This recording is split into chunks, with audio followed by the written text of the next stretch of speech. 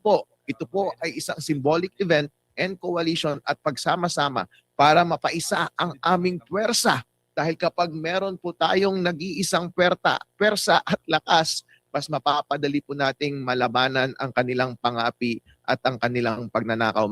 Pinakaaabangan ay ang pagharap ng umano'y bagman ni VP Sara na si Ramil Madriaga. Tingin ng kampo ng bise, weakest link o pinakamahinang ebidensya si Madriaga sa impeachment proceedings. Ano naman kaya ang usapin dito sa kwento na ito? 'Di ba? Nako. Parang ano lang 'yan eh. Lumipas na kwento na meron daw binuo si Tatay Digong na isang grupo na tinatawag ng squad. Kilala niyo ba yun yung nagsalita na? Nung tinanong siya ng reporter, meron ka ba na tegay? Wala pa daw. Di unggoy, katotohanan. Ano cyber libel dun? Diba? This came on the same day that the Makati City Regional Trial Court Branch 147 issue warrant for his arrest for Pangulo, buwelta ng Malacanang. Sinabi niya, hindi sila nakikita, di ba? Right? So ano alam niya? So fake news yan. Yes. Good morning mga kasama. Nandito naman tayo sa Kuya Goods nagbabalik. At syempre kung di ka pa nakasubscribe, mag-subscribe ka na at hit mo na rin yung bell para lagi kang updated sa ating mga video. At syempre ngayong umaga, tatalakayin natin itong kung bakit daw humingi ng TRO. Itong si Manses Carpio o asawa ni Bibi Sara. Bakit nga ba? At pasadahan din natin ang ulat na meron daw lumalabas, ha? House plot kay BBM talaga? Wala talaga yung katigil-tigil. Hindi pa nga natatapos yung binibintang nyo kay Bibi Sara. Meron na naman kayo. Nakakaawa na kayo masyado, ano? Tsaka yung amo nyo nag-jogging. Humarap yung amo nyo nag-jogging. Anak ng bugi talagang ano, no? Mga patola talaga sila, no? Bago natin pasadahan yan, Mayor Baste Duterte nangunguna sa pagtulak sa kandidatura ni Bibi Sara sa 2028. Atty. Respicio binahagi ang kanyang mga detalye kung paano mabubuo itong race coalition. Paano may papanalo si Bibi Sara? Bangayan sa Malacanang, alak ng bugi. Ito na! Malacanang, sinama si Marcos, si Jaime Marcos sa listahan ng mga fake news peddlers. Aray ko! Totoo kaya? Sino ba ang fake news? Sagutan ni na Senador Marcoleta at ng DOE official kaugnay ng mabilis na pagsipa sa presyo ng langis. Di pa matapos-tapos yung usapan ng langis, ano? Pinagkakakitaan pa kasi. Sisipatin natin, papasadahan natin ngayon. Ito ang balita, bakit nga ba humingi ng TRO itong si Manses Carpio o asawa ni Bibi Sara? Ganito lang naman simple lang yung dahilan Ano ba ang pangaunahing dahilan? Ito ay kasi paglabag. Saan? Sa karapatan, sa privacy. Ayon sa petisyon, ang paghingi ng House Committee ng Kalan Tax Record ay lumalabag sa right to privacy o data privacy. Totoo naman. Diba? Kung yan ang dahilan para lang mapalabas nyo si Bibi Sara, asan nyo salain ng mga congressman? Sige nga. Sige, sabihin nyo sa amin, di ba sinabi ng Ombudsman? Isusulpay na nila yung salain ng mga congressman. Eto na. Umabot na ho ng 14 ng Abril. Yung salain ng mga congressman, pinagtatakpan pa rin. Sabi-sabi lang kasi nila yan. Galing nyo gumawa ng kwento. At saka meron na hong balita. Itong si Congressman Meow Kiko Barsaga, kusa na ho atang sumuko dito sa kapulisan. Yan ay post ni Joey, Miss Joey. Parang Marcelo na nangyayari. No? Mini Marcelo na ba tawag dito? Hindi nyo napakulong yung magnanakaw sa kaban ng bayan, pero yung mga nagsasabi ng totoo, ikukulong nyo, pinasupinahan nyo. Umabot ho ng 348,000 ata yung maraming kaso eh. 'Di ba? Dahil nagsasabi lang, oh, 'di ba nagbibideo si Congressman Kiko doon. Totoo naman mga magnanakaw yung nandun sa kamera, 'di ba? Pag nabubuko sila, gagawan ka ng kwento. Ibalik natin. Oo, walang sapat na kapangyarihan ang subpena. Pinunto ni Carpio na ang subpena ay walang authority o kapangyarihan kaya dapat itong ipatigil. Ito yung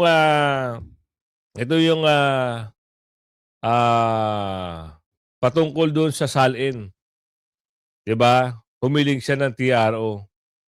Hindi natin alam kung nag-grant na, pero natanggap na ata eh.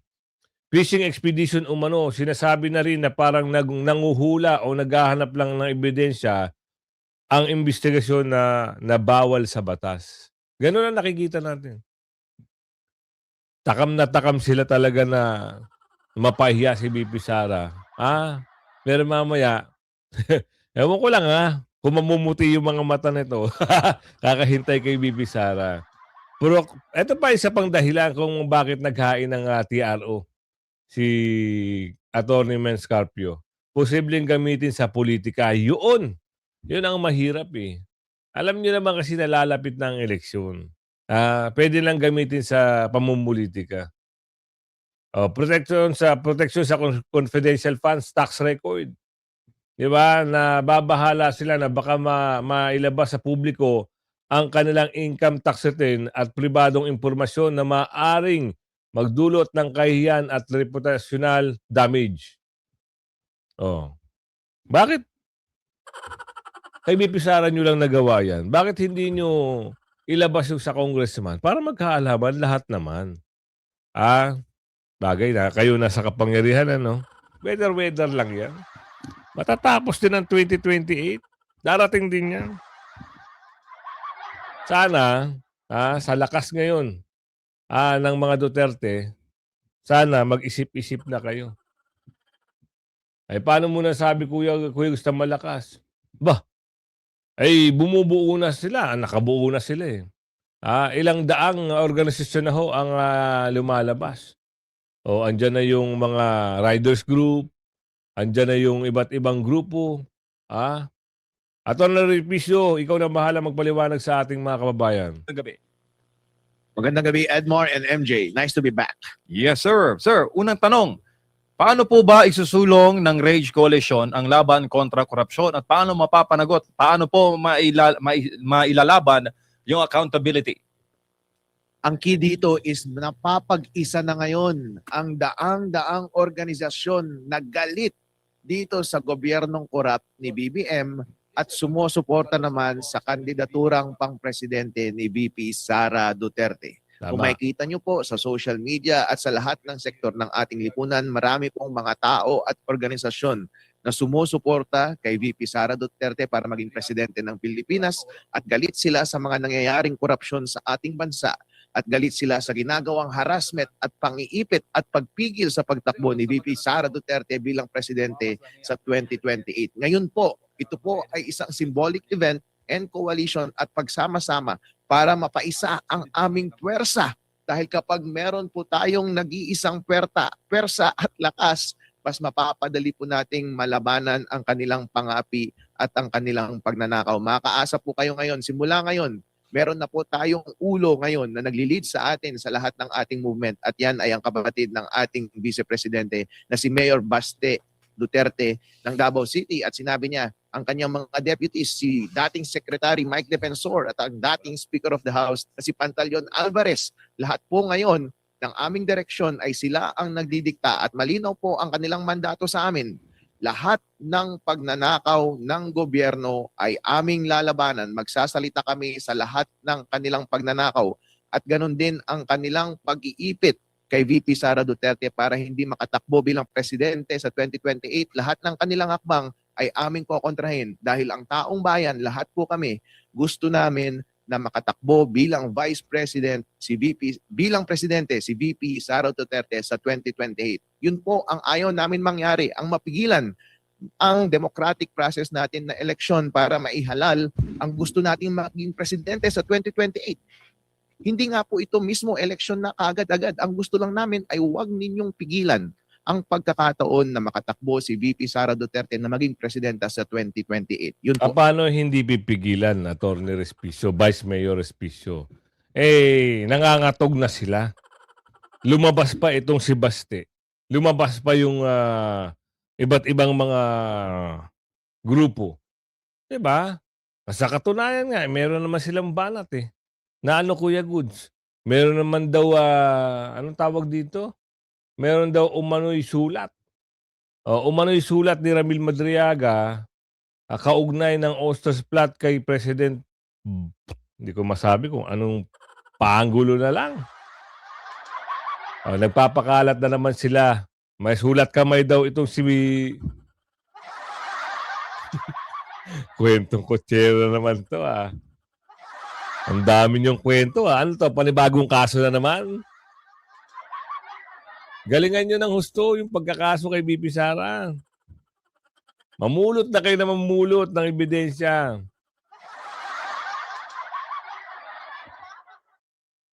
Okay, na ano tayo? Meron tayong ano dun. Anong tawag dun? Meron tayo dito. Ano ko lang. Sorry Galingan nyo ng husto. Na kayo ng bugi. Wala kayong katigil-tigil. Ano yung sabi rito? Ipasok natin. Para magkaalaman. Kung ano to, kwentong kutsero naman tumalamang pasok. Kumakalat ang sulat ni Ramil Madriaga kung saan nakasad ang umunoy plano ng mga Duterte na patalsikin si Pangulong Bongbong Marcos. Kabilang po yan sa tatalakayin sa impeachment hearing ni VP Sara Duterte bukas. Kita nyo na, madagdag kwento na naman. Kaugnay daw yan, meron naman silang panibagong script. Galing ng script nyo, no? Nadagdagan talaga kung ano yung pag-uusapan nyo. Ando na yung threat daw nung nakaraan. Ando na yung salin. Ando na yung confidential fund. Ito, panibago. Ano pa kwento nyo? Ano pa, meron pa kayong kwento? Sa frontline na balitang yan, Marian Enriquez. Tuloy na ang impeachment hearing ni Vice President Sara Duterte sa House Committee on Justice ngayong Martes. Isa sa pinakaabangan ay ang pagharap ng umano'y bagman ni VP Sara na si Ramil Madriaga. Tingin ng kampo ng bise, weakest link o pinakamahinang ebidensya si Madriaga sa impeachment proceedings. Matatanda ang inilatag ni Madriaga sa kanyang affidavit kung paano at kani-kanino ipinamahagi ang confidential funds ni VP Sara. Kinumpirma naman ng source ng... Magaling magsinungaling, Diba, napakasinungaling. Yung mga ganyang bagay, hindi nga dapat ilabas yan Ilang abogado na, ilang mga galing na mga abogado at yung mga dating nag-retired na hindi mo pwedeng i-chismis yan kung kani-kanino mo pinagbibigay. Anak ka ng tipaklong. Papaisip ako dito kung ano namang kwento. Puro kayo kwento. Magkano ba yan? Magkano ba yung kwento nyo na yan? Isang maleta, dalawang maleta, tatlong maleta? Tapos meron, noong una hindi mo nilabas yung sulat kamay mo na yan. Tapos ngayon meron na naman kayo kung kailan maghihiring bukas. O ngayon nga, ngayon. Diba? Kung kailan maghihiring ngayon, meron naman kayong pautot. May sulat kamay ka, na merong mga plot twist kang sinasabi dyan. Dami nilang chichibureche, no? Kayo, sa tingin nyo, naniniwala pa ba kayo dito sa mga tao na to? Sila lang naman yung salot ng bayan. Sila. Galing mag-imbento, magtagpi-tagpi ng istorya. Noong una, confidential fund, hindi nakaurong. Hindi sila umabante sa confidential fund. Nang halungkat na. Pati yung asawa, dinamay pa. Asawa ni VP Sara, pati yung salin, dinamay pa, di ba?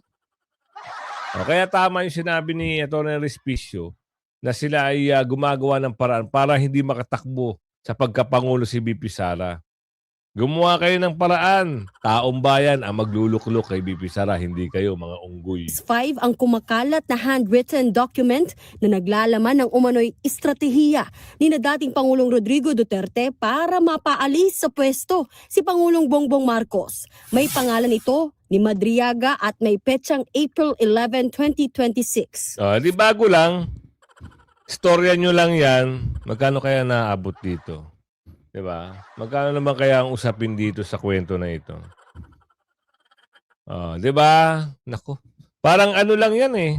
Lumipas na kwento na meron daw binuo si Tatay Digong na isang grupo na tinatawag ng squad. Kilala nyo ba yun yung nagsalita na? Nung tinanong siya ng reporter, meron ka ba na tegay? Wala pa daw. Di unggoy. Parang ganito lang yung kwento na to. Pinagtatawa na kayo ng taong bayan. Alam niyo, minsan nakakairita kayo. Oo. Minsan, mapapaisip na lang ng taong bayan kung meron kayong sira, meron sira na ang mga ulo niyo eh. At gigil na gigil kayo sa impeachment at gigil na gigil kayo para hindi makatakbo si BP Sara. Kasi may pangarap yung mga nagbabayad dito.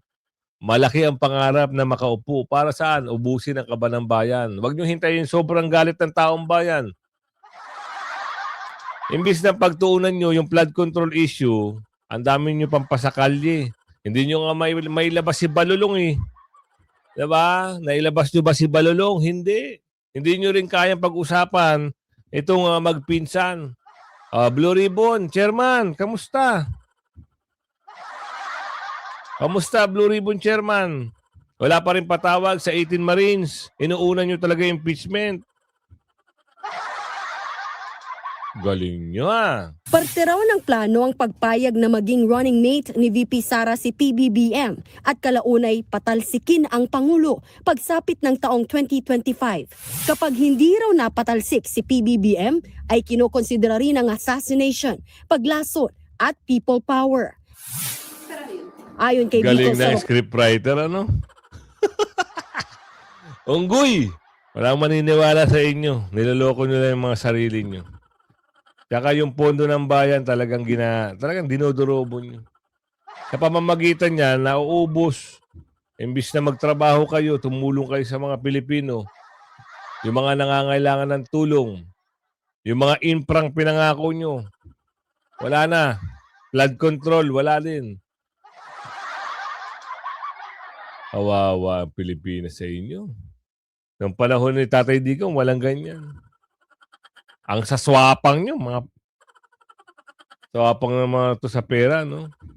Ayaw nila magsitigil. Party List Representative Terry Ridon, pwedeng itanong sa pagdinig ang naturang sulat kamay na liham pero tututok daw sila sa confidential funds. Samantala, kinumpirma ni Ridon na may natanggap ang komite na kopya ng inihaing petisyon ng asawa ni VP Sara na si Attorney Mans Carpio sa Quezon City Regional Trial Court. Pinatitigil ni Carpio ang pag-release ng mga dokumentong pinasasabina ng komite, gaya ng income tax return nilang mag-asawa, gayon din ang mga financial statements at impormasyon ng kanilang mga negosyo. Gate daw ng kampo ni Carpio, nilalabag nito ang kanilang right to privacy, Tama bagay na pinalagan ni Ridon. Pero kumpiyansa si Ridon na ibabasura ng korte ang petisyon. Kailangan pong makita kung meron po bang unexplained wealth ang atin pong pangalawang Pangulo at isa sa mga paraan para makita po ito ay sa pamamagitan po ng pagsilip at pagpapakita ng pong income. Ang katangahan ito. Diba? Unahin mo yung boss mo tsaka yung mga nai-issue sa flood control. Nananahimik si Mens Carpio, pinapakilaman nyo pati salin. May negosyo yung tao. Ingit ba kayo doon? Mga utak, mga talangka ito. Dahil sa ngit-ngit nila, hindi nila kayang tibagin. Ito si Kiko Barsaga. Ito na nangyari ngayon. Kinasuhan na ho. Look, Cavite 4th District Representative Kiko Barsaga surrendered to the Dasmariñas City Police on Monday night, April 13. Bakit daw? Over the cyber libel case against him. Diba? Nagsasabi lang ho ang mama ng katotohanan. Ano cyber libel dun? Diba? This came on the same day that the Makati City Regional Trial Court Branch 147 issue warrant for his arrest for 8 counts of violating Section 4 C Republic Act number 10175 on the Cybercrime Prevention Act. Yan daw yung mga kanilang, alam mo, hakbang lang nila to para, kasi wala na talaga. Ang nangyayari sa kanila dito sa mga durobo na ito, parang takot na sila sa 2028. Kasi marami nang lumalabas Diba? Totoo naman yung sinasabi ni Congressman Kiko Barsaga. Bakit ba kayo, apektado kayo? Panggulo ng hamon sa mga nagsabing baldado na siya. Anak ng tipaklong. Ito, mga patola. Pwede naman nag-live. Ganun lang. Simplehan nyo lang. Pero yung magtatakbo ka, ginawa mo lang kengko yung sarili mo. Kita nyo na. Ayan ba yung panggulo na sinasabi nyo? Nagtatakbo. Pwede ka mag-live, sabi mo, wag po kayong maniwala sa mga kumakalat. Ay natural naman yung marami kang kritiko kasi nga, maraming galit sa'yo. Ngayon, ito, taga-video pa yung babae, undersecretary, under yan, spokesperson yan, under nga lang. Ayan, tingnan nyo, vlogger yan. Naging vlogger, ayan, tuloy. I am carrying my statement for this afternoon, which is what I'm going to make. It is April 14. We're going to talk about the excise tax. So this Kahapon yan, April 13 pa lang. Ngayon yung 14. Yung excess tax, ano ba nangyari? Ito naman si Bossing, Ang sabi kasi April 12, 13 So yung 13 na, Pero saan? Saan banda? Ramdam ba talaga? Ng taong bayan? Ako, ewan ko lang. Kayo, tanong lang. been done today. And I challenge anyone who are saying that I am sick, that they come and exercise with me. We will see. Alam, sir, parang hinihingal ho kayo. Baka mamaya i-challenge nyo sino ba yung magaling mag-gym? Yung sa Banateros, magaling yung malakas katawan nun. Magtakbuhan daw kayo, push up. Nakapepede. Stronger. You come to the gym with me. Tingnan natin kung sino mas malakas magbuhat ng... Ayun, si Boss Data, malakas magbuhat yun. Hindi ka mananalo dun. Laki ng katawan nun ni Boss Data. Di ba? Boss Data, sina-challenge ka. Kung pwede daw ba, challenge kasi. Lakas daw to hindi pa raw siya baldado. Hinamon na nagsabing baldado na siya. Sino kaya hamon dito kay Pangulo? Pwede to sino ba yung matitikas na mga vlogger? Ay, mga Banateros kasi matitikas yan Si Boss J, Gibara, yan, pwede yan. Boss J, takbuhan daw kayo ni Pangulo. Sino pa? Si Banat Bay, si Boss Banat Bay. Boss Banat Bay. Burong braso kayo ni Pangulo. Kidding aside, pero ayan nagpapakita ng hindi raw siya baldado. Pero siyempre, dapat ganito mga bagay hindi na kailangan patulan pa. Hindi niya kailangan sabihin yun. Live lang siya. Okay, andito po tayo para magtrabaho. Finish. Hindi magtatakbo ka. Takbo ka ng takbo dun. Para kang, pinagtatawalan ka na sambayanan. Pilipino. Mga Pilipinas. Ay, mga Pilipino. Pilipinas tuloy. ng weight.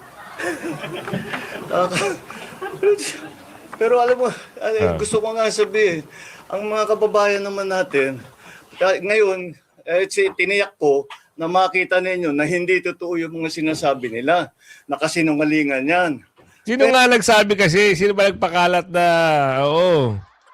Ayun ang mahirap pinakalat Di ba? Hindi naman pala, ito, ang lakas-lakas nagtatakbo, naging kengkoy tuloy. Pinagtatawanan na ngayon siya, isang presidente nagtatakbo. Isang Pangulo, nagtatakbo doon, pinakita sa media, malakas daw siya. Totoo naman, malakas naman. Given naman malakas. Ngayon nga lang, siyempre yung reputasyon mo, wala, wasak. Diba? Isipin nyo, ikaw, para lang mapakita mo, nagtatakbo ka, pwede mo namang i-moistura, malakas po tayo.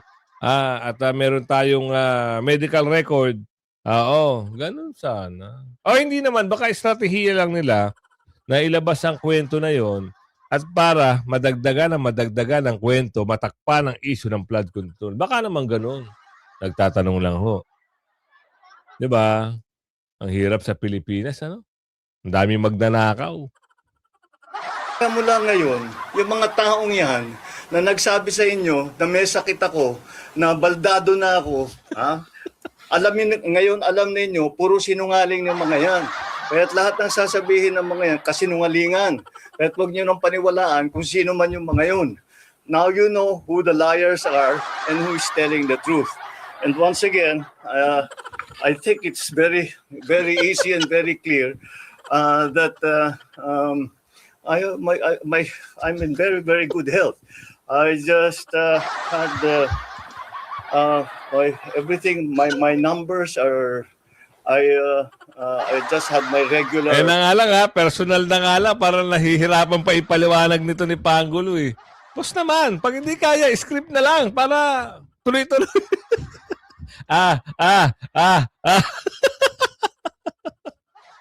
Tatawa lang naman kami, boss, ha?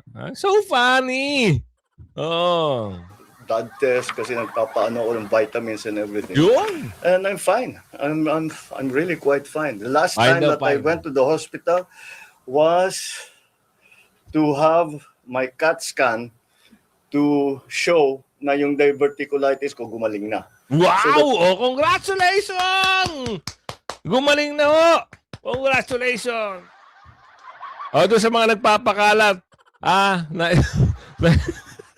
na ito ay, baldado na raw. Eh, huwag naman kayo magpakalat ng ganyan. Mali yun. Pero, natuwa lang kami, boss, kasi talaga nagtatakbo ka. Ha? Kengkoy. Parang Okay, sige, at least nakapagpaliwanag na ho, Yan ang inaasahan eh. Oo, eto na, bangayan na ngayon to. Malacanang sinama si Senator Amy Marcos sa listahan ng mga fake news peddler. Aray ko po. Bakit kaya? Matinding bangayan ito pag nagkataon. Subukan kaya na ito mag one-on-one debate. Itong si Aming tsaka itong si Ander. Kasi si Ander mahilig na. Lagi siya, no? Kasi sa bagay, siya yung tagapagsalita. Ander nga lang. No? Subukan kaya nga, hamunin kaya ni Ate Aming itong si Anta Clara. Balitaktakan lang, O para matapos yung kanilang issue. Kasi may banat na naman siya kay Ate Aming eh. Salot kung tawagin ng Malacanang ang mga nagpapakalat ng fake news, ang masama pa raw dito, kabilang ang kapatid pa mismo ng Pangulo. Aray Ang mo. detalye sa agenda report ni Ivy Reyes. Hindi natapos sa social media ang usapin ng fake news dahil sa listahan ng fake news peddlers, isinama na ng Malacanang si Presidential Sister and Senator Amy Marcos. Di ba sinabi ko na nga na outside na, alam mo na, Colombo, Kwarto, Palacio, whatsoever, hindi na kami nagkita. Ang tagal-tagal na. Pati nanay ko, tinatanong ako, hindi rin niya alam kung ano nangyayari. Ang alam ko lang, may sakit si Bongbong. Ayon kay Senator Amy, totoo ang sinabi niya sa harap ng rally ng Iglesia ni Cristo noong Nobyembre na may karamdaman ang kapatid. Namayat at naospital daw ito noong nakaraang taon. Bagay na hindi niya dodoktorin dahil lagi naman daw siyang totoo sa publiko. Sana raw, anuman ang sakit ni PBBM, magpagaling na muna dahil dapat prioridad ang kalusugan ng Pangulo. Buwelta ng Malacanang. Sinabi niya, hindi sila nakikita, di ba? Right? So ano alam niya? So fake news yan.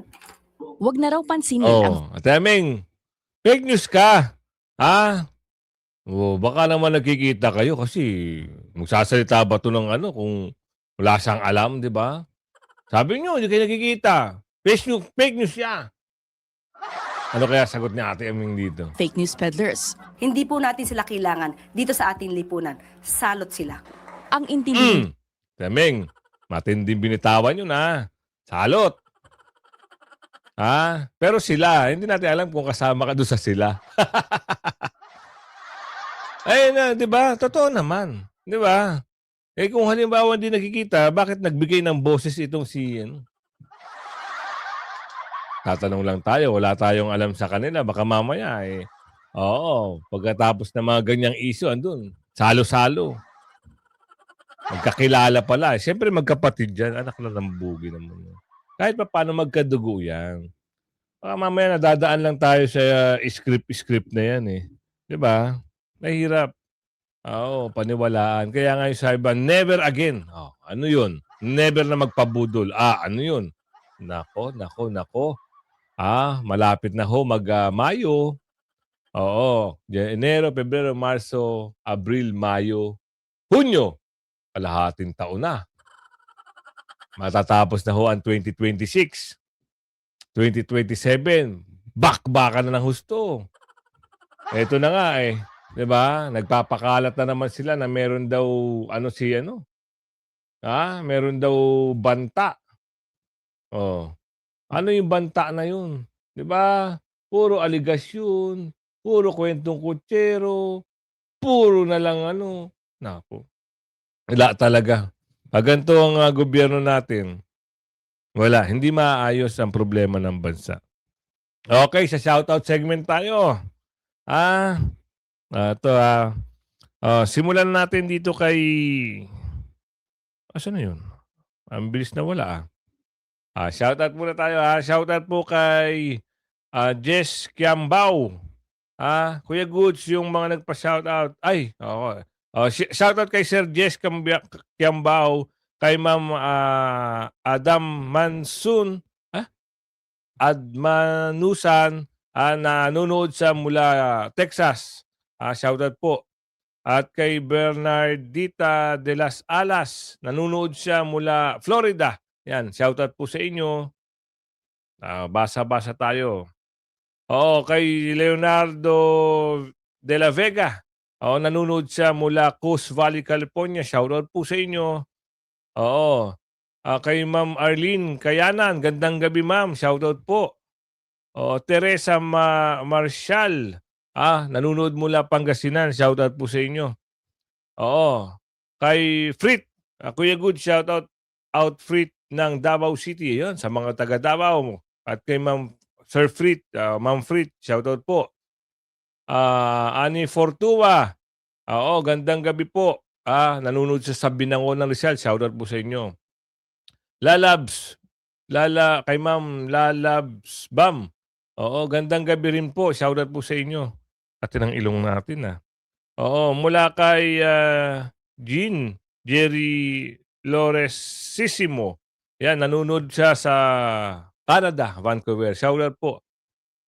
Mula kay Alma Mansinares. Ayan, nanonood siya mula Pasig. Shoutout po Ingat po kayo. Apolinario Sabino Junior, Senior. Ayan, shoutout po sa inyo. Yun. Quote.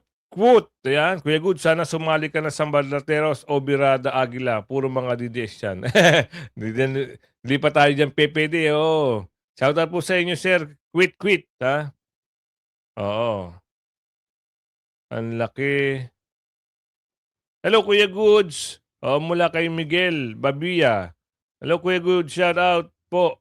Miguel Babia. Sa KSA. Jabco Company. Shoutout po sa inyo. Asan pa sila? Uy, nasa ilalim na. Yan basta shoutout ko kayong lahat. Kay Ninfa Ortua. Nanonood siya mula Binangon ng Rizal. Shoutout po Lagi po tayo magbabasa. Pag wala na tayong makita, stop na po tayo. Kaya abang-abang lang po kayo sa dulo ng ating video. Wala na. Ayan, hanggang dulo na ako. Kaya umabot ka sa video na ito, wag mo kalimutan mag-like, share, subscribe, at hit mo na rin yung bell. Yan ating paglalambing. Hanggang sa muli. Bye-bye!